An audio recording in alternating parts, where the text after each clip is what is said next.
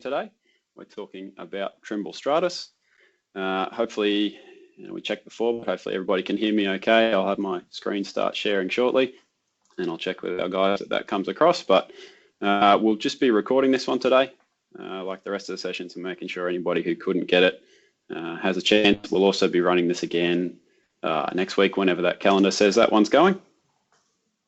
We'll take questions through the chat if we can, or we'll see about opening it up at the end and doing some questions then. Lots of talking from me today, so hopefully that will fill most of those before we get to it. But yeah, definitely anything that seems useful for the wider group, we'll share around or provide the contact details so you can sort of chase that down with us at the end. So I'll just go through a bit of a brief concept of what Stratus is, where it's come from, and then we'll jump into the platform demo, so we'll actually see something happening. I picked a sentence before if you want to sort of summarize what it is. Stratus is an online site information tool to be able to make use of drone or other sorts of data for companies to help manage their sites. We'll talk about Trimble Stratus as sort of having three main elements. One is drone data processing. The second is online display and analysis. And the third is the ability to share that analysis and share that display really easily and quite powerfully. A bit of background, where has it come from? So you might have heard the name Propeller around at some point. They're an Australian company who developed the software, and in partnership with Trimble and its dealers, it's sold as Trimble Stratus. So it's very much the same product, but when that comes through the SciTech or UPG channel, that allows us to really tie in with all the other good work we're doing and our other technologies and services, be that the drones themselves, TBC very much for creation of design files. We can do some stuff with Vision Link. We can send data straight out of Stratus to Connect. Thanks, Brent. No screen just yet, but I'll get that one shortly. Yeah, Australian-based company, works really well for us. They're down in Sydney. We've met their team. They're a great bunch of guys and girls, and we can work fairly closely with them. Everybody's got everybody's numbers, so it's been quite helpful for us to get the right fit in terms of sales, in terms of promoting the customer's needs to them. We've got really good access to support. We're quite comfortable ourselves. There's a dedicated Propeller support team, but we can get onto the developers and the higher ups pretty quickly to get a good result for our customers. We're working with this software from sort of the end of 2018, and it's increasingly sort of been adopted, and we've grown that each year, ranging everything from sort of the one-man bands through to tier one construction mining companies. All right, I'm going to get some sharing underway.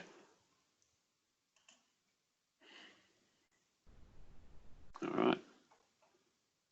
Just give that a second to come through. I'm sure Brent will let me know if it doesn't.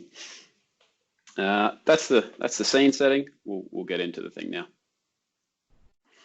Just got one or two messages in the chat here that it's not coming through for somebody. Okay. Up and running. All right, we'll just give those other guys a minute and hopefully that all smooths over. So Stratus, first thing I should say is I'm in a browser at the moment. This is just Chrome.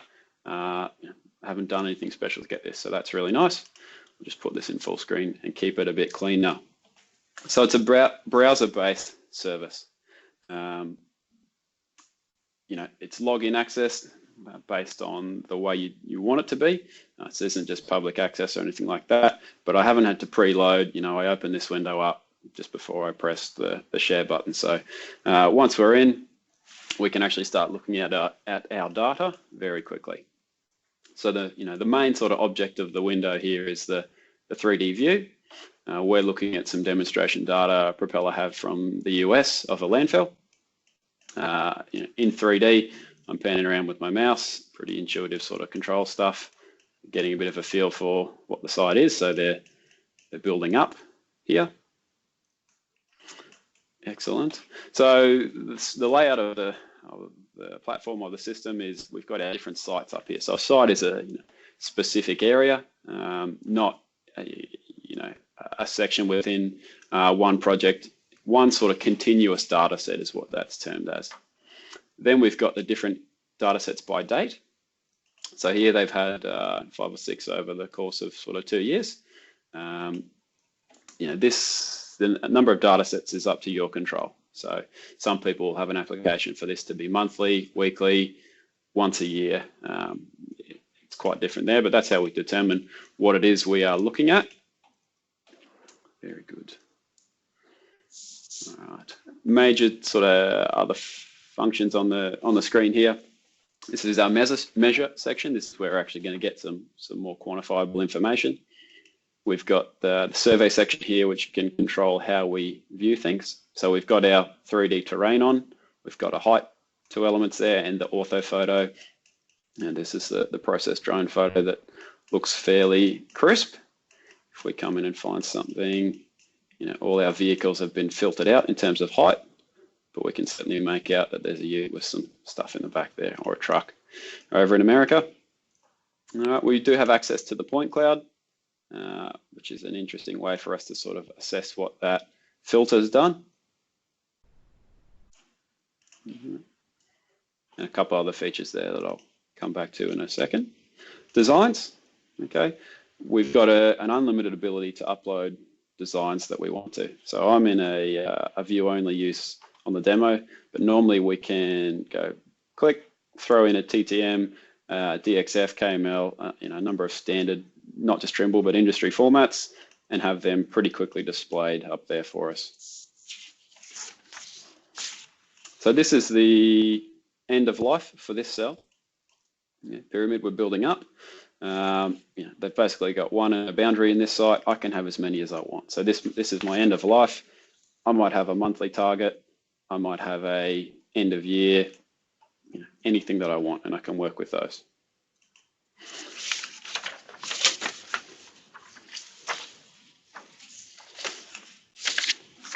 All right, let's look at a couple of tools. So point, line, and polygon, point, line, and area.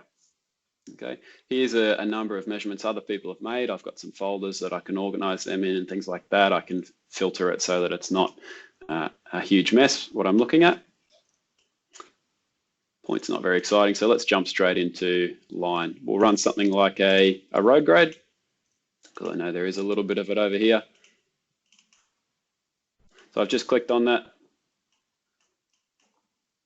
This is all, spatially accurate data, because that's how the drone data has been captured, and we'll stop and talk about that a little bit later. But clicking is perfectly acceptable there. And this is, thank you. If I change this to percent, degrees, whatever sort of term I'm most comfortable in. Okay, we can see we're starting to get a bit steeper out in the edge here. So maybe if I show something a bit more exciting.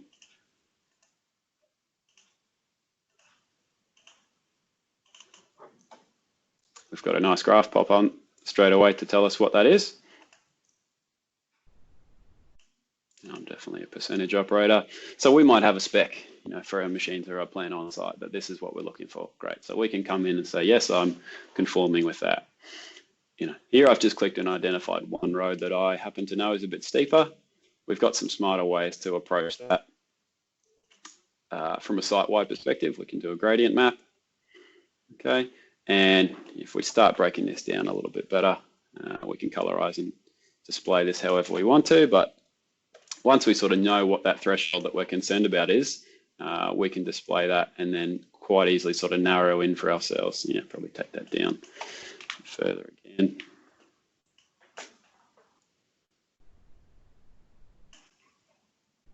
Okay, starting to see from straight green, we've got some green yellow. So if I took that down a little bit further again, we saw it was 6 before, I can start to identify, right, well, this is the areas in my site where my slope is exceeding, X, Y, Z. For a road like this, okay, well, now I might want to definitely come in and confirm what that is. Is it safe and acceptable, or do I need to go and do some work on it? Okay. Very good. So we had a quick look at that design before, and I'll just turn this back off. We've also got an elevation map in here, so if we're talking about drainage, water pooling, things like that. Again, if we have a specific RL that we're concerned about, we can visualize that quite quickly. Okay, so saw our design before. Okay, pyramid, we're coming up in this cell. Let's actually do some measurement to that. Yeah, I don't really like the contours. Beautiful. All right, lots of stuff in this list. We're just going to touch on a couple. We can do everything out of this basic volume, so we don't need to be too stressed about looking at all 12 of these. Oh, let's do a stockpile first. That's a bit simpler. So stockpile over here, some dirt, good on us. Just going to click a boundary around that. Same sort of thing we do with most softwares like this. We've got a couple of visualization options. 3D cut fill, this is the one I quite like. We've got our numeric value, and this American side is in meters, which is pretty handy. 300 cubes there. We can see that I've just drawn a plane. I've defined a plane essentially, and it's cut my volume, or it's determined my volume based on that. I do have a number of options for how I do the stockpile. I can work off an RL. If I have, some sort of sloping stockpile pad, or I know it's more complex than a flat plane, I can actually put that information in and determine it nice and accurately there. Okay, we've got materials, so we've got a volume grade in a landfill sense. Density, volume, that's a pretty important factor. So rather than just bringing that into Excel, we can actually add persisting materials in here, densities, costs, weights, volumes, etc., and be displaying those in our measurement.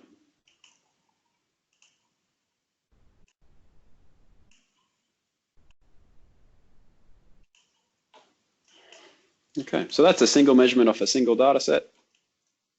Okay, powerful. Where we start to get a bit more exciting is when we're working with, survey to design. So here, this 11th of March last year data set, we're going to compare that to the design that I showed before. I'm just going to draw a rough corner. I'm just drawing, picking a generic area now. I'll show you a little bit later how that can be a defined, more specific measurement. We've got a 2D heat map cut fill. I still definitely prefer the 3D. Okay, I can tell it what specific design. Here there is only one. But if, like I said before, if we've got the end of month, end of year final targets, great. So we can see down the bottom here, no color, there's essentially nothing to happen. A little bit of splotchy red, blue here, within the sort of low tolerances of the data that we've got. But out here in this inner corner, we definitely need to start building up towards our pyramid. Okay, so this for me gives the best sort of visualization of the design versus the present and how the shapes are different. Whereas this 2D cut map here, heat fill map, we've got a cursor that'll actually, having a little bit of a think. We'll probably do something strange because I'm broadcasting on Skype, but we'll find this in another one. But normally I've got a cut fill indicator right where that my cursor is, where that black dot is there, and I can change that cut fill. So if I've got road base down and we're putting stuff on the road all the time to keep it running smoothly, I'm not worried about 100 mil, then I can change that tolerance as needed. All right, remind myself to just come back to a spot height.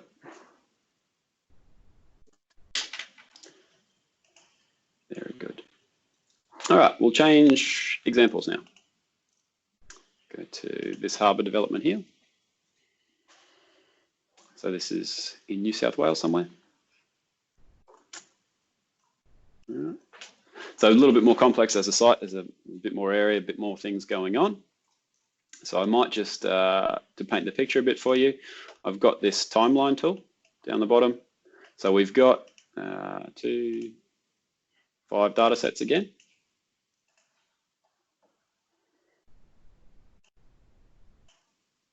Oh, it's going to have a bit of a think on me. Once this gets a little bit of time, all right, or if I cheat like I'm doing now, we can actually start to roll back through time and see what that site looked like originally. So I don't need to have a great deal of understanding of the site to actually start going, okay, well, this is the bit that I'm concerned about today. I'm going to work on a couple of different examples here. One being this, this housing lot down here. If we fly back to the beginning, this just says 13th of Feb, but this might be, if we had early data, this could be pre-strip, this could be, day one, to give people a bit more specific understanding. But here, I haven't got any roads in yet. The lots aren't particularly well developed. I wonder if my timeline's back now. There we go. Okay, so now we can actually start to see just a photo visual overlay of what the progress has been. So for the first three, nothing major changes. Okay, quite a significant change there.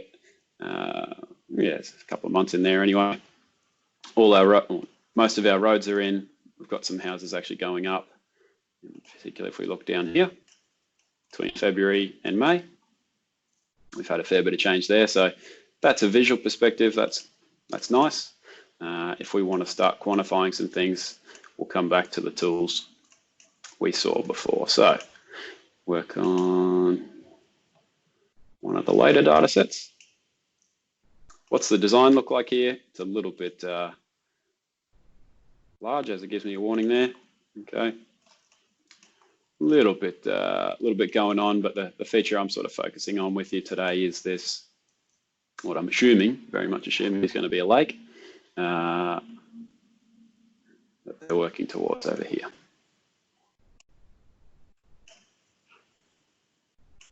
Cool. All right, cross-section comparison. I quite like this one. So we had a look at slope before, and then a comparison to design. We're going to come at that from another way. So again, I've just drawn, I've just picked 2 points or 3 or whatever it is. So I've just, based on visual inspection, decided this is the part I care about.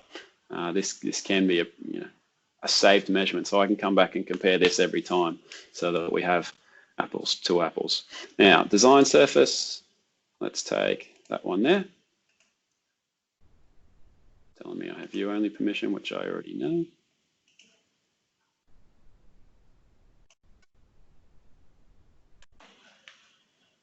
See if my Skype's still participating.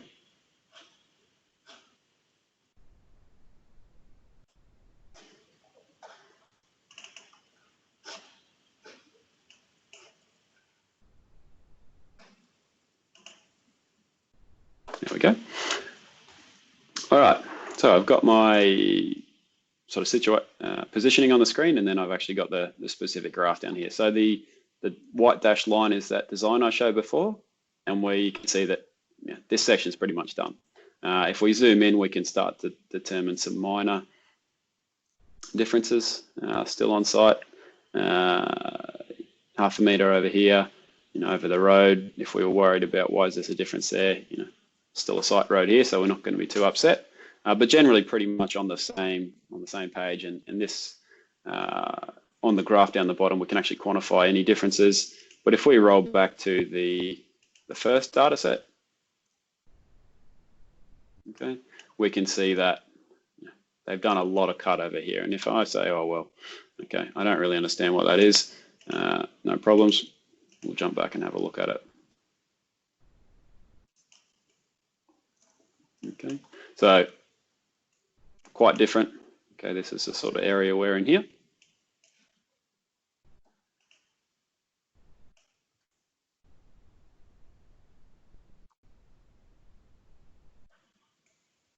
And I would have this saved if I had my full permissions. Let's do that again.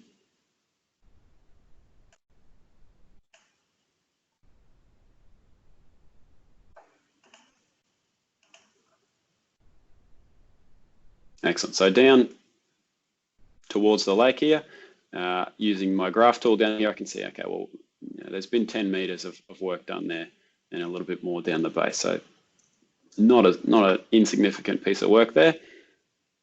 Great. In a cross section, I sort of know what's happening. Let's roll that into 3D. And I could do comparison to previous survey.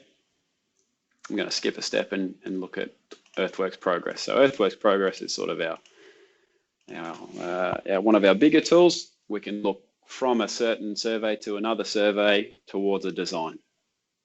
Okay, so here I'm operating, my base survey is the one that I have selected. And I'm going to say, right, well, I want to compare forwards, and I want to compare backwards to the beginning. All right, and it's saying, hey, do you want to track that to a design? In my 3D view, I've only got 1-to-1, depending on which one I click on, because the display is definitely going to get a bit crowded there. But this is the 3D view of, the area around where I just ran that cross section. Okay, this one here, that makes much more sense, that number. Okay, so 17,000 cubes there. Put my design in. And now I've actually get a progress tracker. So we'll see if this takes a little bit of time to think itself through, but this will show me that, okay, from February when I had 17,000 cut to do through to May, we looked at this before. There hasn't been much change required to get to towards our design, so they haven't done much work there. We'll just give this a little second for a think.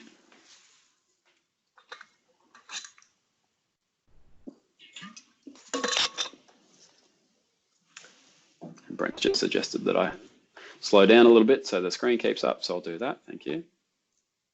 So you should now all have the graph come up. So this is what I was explaining here before. So our design, okay, cut, net, fill. All right, let's say we don't like fill because it's not really happening here. So quantifying that's 17,500 cubes. As we come across, the data sets aren't all month to month, but we can certainly start to see that progress trend down to almost nothing left to do towards our design. So that's great. All right. Once I've got that number, that measurement is saved for me, or would be, but I can also create a PDF report of that one. So we'll probably just get a preview here. The report itself might take a minute or two, but it's just a PDF format of saving the numeric information we've just shown. So the other option is in Excel. If you do have your own reporting setups, those quantities that we've just looked at for that defined area, and there's our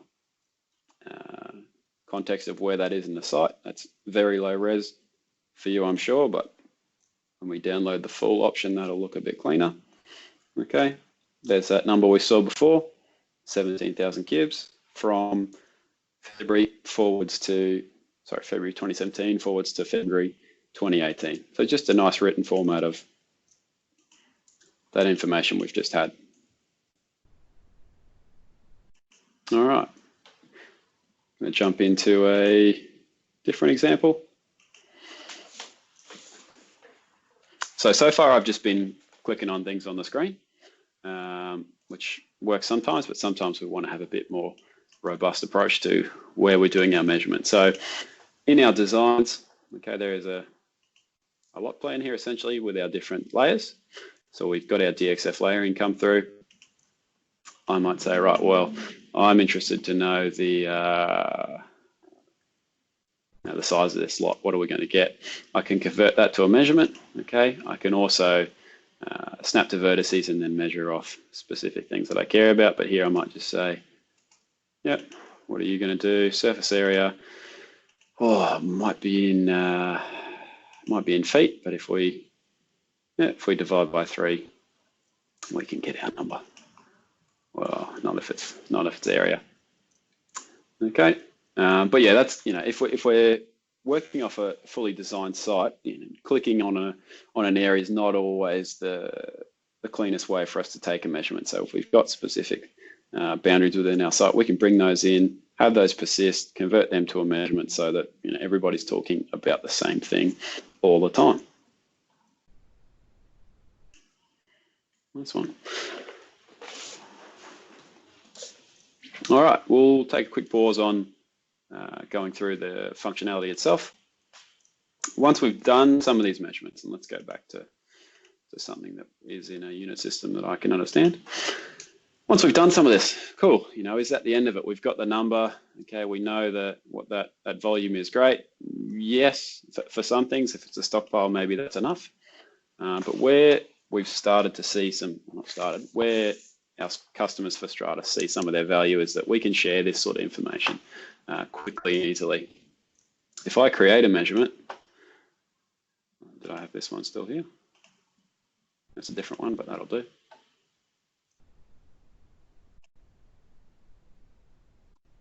Okay, so I think somebody's showing that maybe they're a little bit out of tolerance here. I can share that, okay? So Stratus operates on the system that you can have as many users as you want. You set them up, you provision them in with different levels of permission. So you might have some view only, you might have full admins, people uploading data, but not everybody all the time. We might have 10 different sites, so we only want appropriate people for each site, and we can control that fairly easily. But I can share that exact measurement. So when I'm saying to somebody, hey, I see an issue on this part of the site, I can share that in a link to them. They click that link. If we've given them permission to Stratus, it takes them straight in, and they can see the same thing we're seeing then. So it's not just an email with, you are this number out in this area. Okay, well, what does that actually mean? What is the, if I get rid of that, what's that look like visually? Potentially they can come in and see, all right, well, I can just see from, the surface cover there, what stage of construction this is likely to be in, and maybe that's giving me an idea that, okay, well, I can see that, that texture means that the guys have still got to do some work. So I can check that with them and make sure that we're doing the right thing. All right, so that was sharing a specific measurement.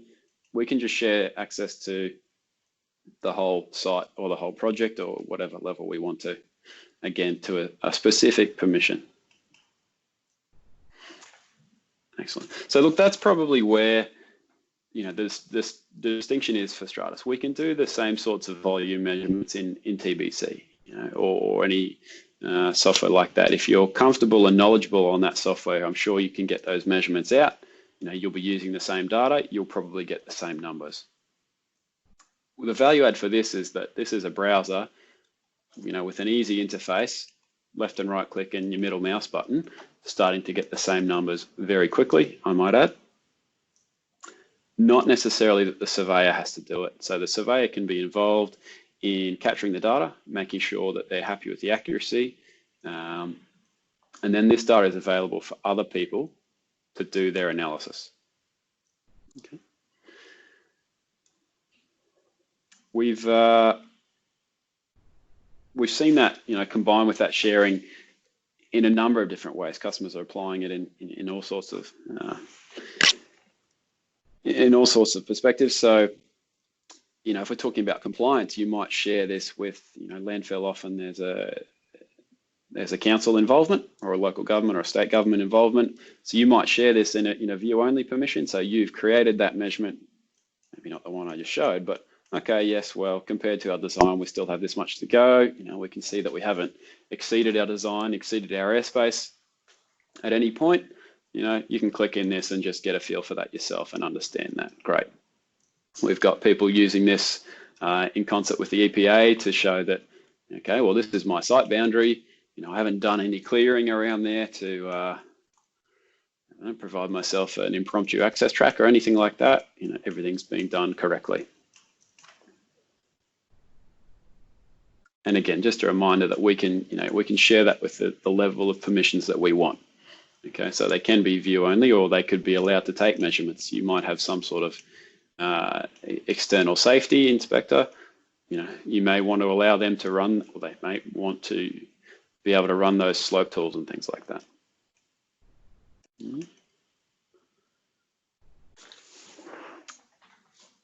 That's maybe the high end level. At the smallest level that we've seen people find value in this project, in this product.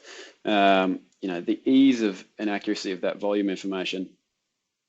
You know, that there are still companies out there who don't have an accurate understanding of what their stockpiles are, and if they want one, they might go and get a rover and you know, take 10 points around it and a couple of points over the top. Yeah, maybe get an acceptable measurement for that one stockpile at one time. You know, drones is a great way to do that accurately, easily, and in a larger area more frequently. So that's, you know, that's the drone concept at the basic level, but it can sit anywhere between what we're doing there. The product itself, you need to be moving bulk materials. You know, it's an aggregate solution. Some of this functionality is quite interesting to people in terms of timeline, where not much is changing and you're showing compliance or things like that. But for the value from our comparisons to design or survey to survey progress, you know, we want to have some real numbers in there where those numbers start to matter, and where you're showing that your volumes or your you know, again, in the airspace example of the landfill here, where you're showing that has enough value, and that's going to justify something like this. In terms of justification, what is it? What does it look like? So the sales concept for Stratus is it's a yearly subscription, and it's based on the number of data sets you want to put up per year. So some people may have monthly, you know, end of month for their quantities, for the volumes. Great, that's perfect. So, you know, a 15 pack is generally sort of the starting minimum, and then it goes right through to whatever you need. There's unlimited options. So some people are flying their sites twice a week, and they run that drone between sites, and everybody's flying all the time. You know, we've had a number of customers, once site staff start to get this sort of information in front of them and can see the progress quite easily, the internal demand for that, the frequency of that data bumps up pretty quickly, for better or worse, I suppose. All right. I didn't go into much detail on this to start with, but one of the options within Stratus is it can process all our drone data for us. So you'll notice a data processing tab here. So operates in much the way you'd expect. We operate our drone with one of the, you know, the flight mission planning apps, which is, you know, are very easy and reliable these days. We say, okay, well, here's my area. You know, I can draw a KML out of this and go, right, this is the boundary. It'll go off and fly its grid. Okay, get some photos like this. All right. We'll have some ground control down. Okay, ground control points. So we've inserted them with a rover or a total station, or someone's done that for us. If we're operating an RTK or PPK drone, we don't need too many of those. So not too hard as a concept. We take a CSV of the control, and we take the photos and we upload them to Stratus. And it'll say, great, do you want to put any filters on this? Here, somebody's asked it to flatten out the plant, the vehicles. All right, and I can get progressively more aggressive with that filtering to take out vegetation or whatever I want. We'll get an email when that's done. Essentially, that's an upload, and then there's a service providing to us to process that. So it's not just, you know, a computer algorithm, you get what you get. You know, there's a team of experts who are actually going to check that. So a bit of logic checking. You know, they'll be evaluating the ground control points. So if it looks like something's been driven over, moved, obscured, you know, they'll say, okay, we're not going to use that. Okay, and they may contact you in that processing to say, hey, this doesn't look quite right. You know, rather than just consume your data credits, we want to make sure, does this sound correct? All right, when we've got more than one data set in there, they're going to start conducting some logic checks between the two. So, you know, across the site as an average, on the boundaries, not across the site, on the boundaries, you know, we wouldn't expect to see any vertical change here, really. Okay, so they'll be running those checks and notifying us if there's anything there that we've done strangely with our data capture. All right. The other option is we can bring our own pre-processed data in. So if we're already operating a Ping4D or an Agisoft or some other sort of standalone processing, we can take the outputs from that software and feed them, upload them into Stratus and work just the same way. This would look, apart from this option here, identical. which is really handy because that model fits some people. We know in Australia, some people have internet issues based on, being in the middle of nowhere or just not having great internet. So often that's a key option for those people there. Some, will already be established in a standalone workflow. They'll already have Pix4D or Agisoft or anything like that. So something like this will value add. Again, that Pix4D data might have fed into TBC 12D something or other, and it sat with that one surveyor or that one team. The data hasn't gone anywhere beyond that. Where people are seeing Stratus add value is making that data available to more people easily.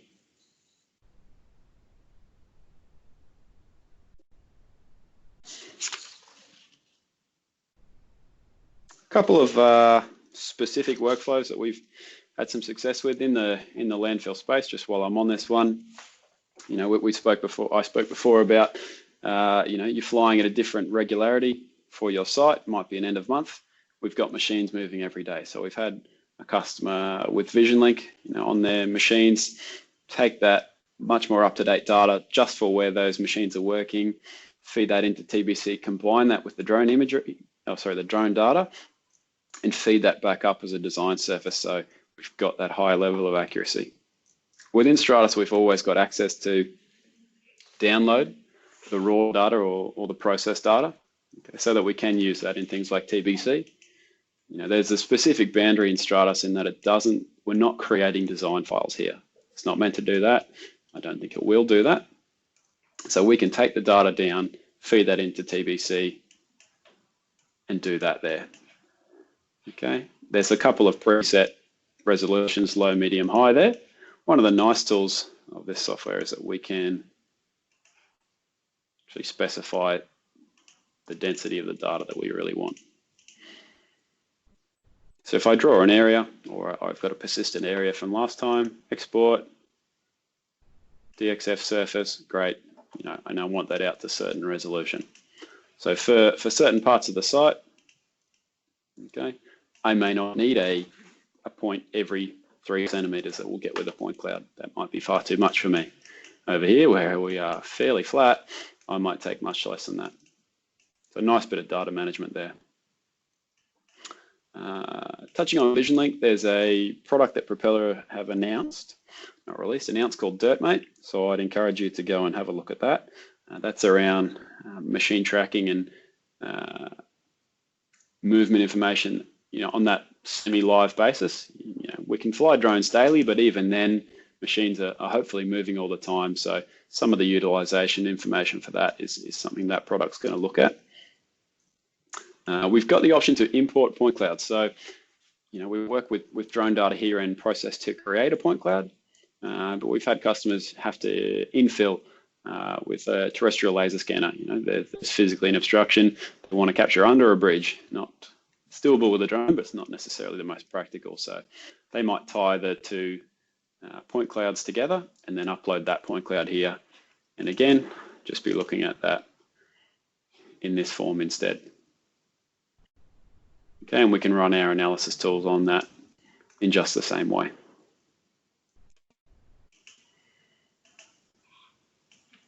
All right, I might take a pause, and if anybody has any questions, now's a great time to put them into the chat box.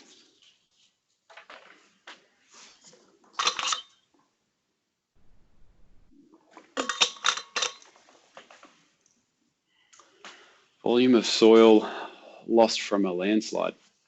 So, question there, can Stratus calculate the volume of soil lost from a landslide?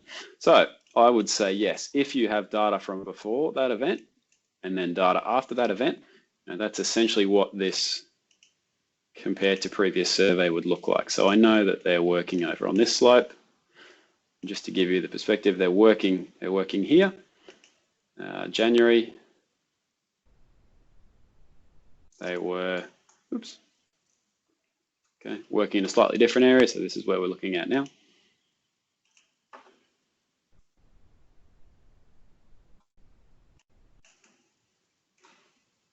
I take this here.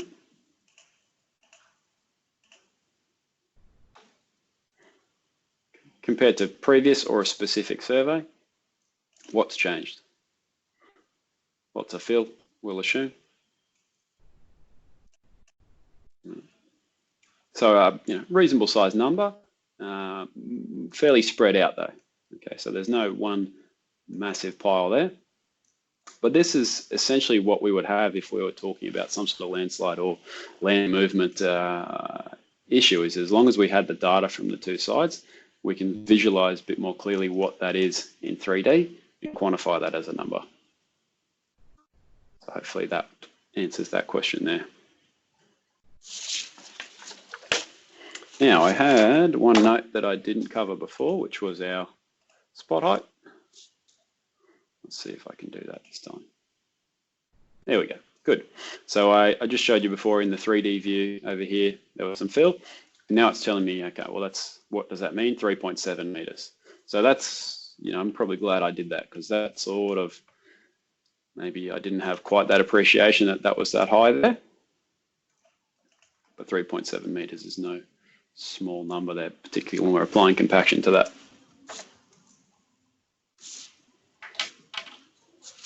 Excellent. How are we going for time? 1:45.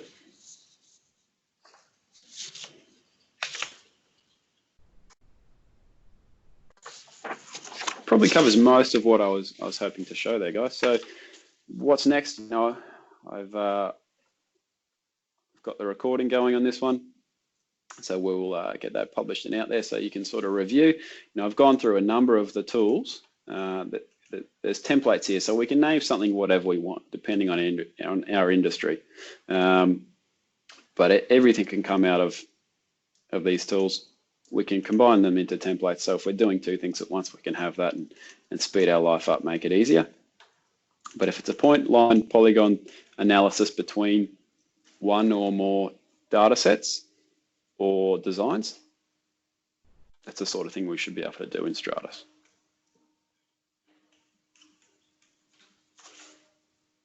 Excellent. All right, I will type my email address in the chat here. So if you have any further questions or follow-up that you want to look at, okay, we're always more than happy to go through what Stratus is. Again, just go through exactly what we've done before. But okay, you say, oh, well, this is my type of industry. Can you show me some data like that? And I want to run a couple of tools and see how that looks, or show that someone else in my organization what that is. More than happy to help with that. Any other questions?